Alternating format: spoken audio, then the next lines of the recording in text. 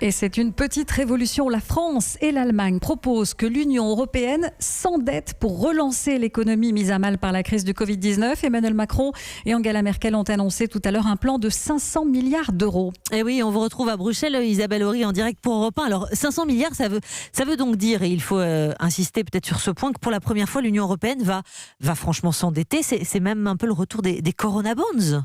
Ou alors, il ne faut pas le dire trop fort parce que les Allemands n'aiment pas ce mot. Ouais. Mais oui, vous avez raison, le cœur de l'accord entre Emmanuel Macron et Angela Merkel, c'est la même idée que ces fameux Corona Bonds.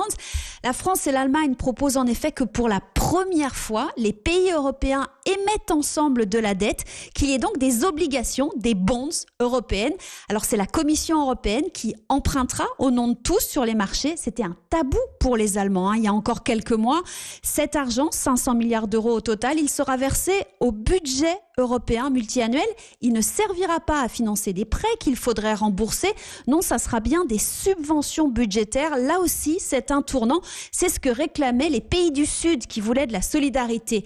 L'argent sera destiné à la relance et à l'investissement dans les secteurs et les régions qui auront le plus souffert.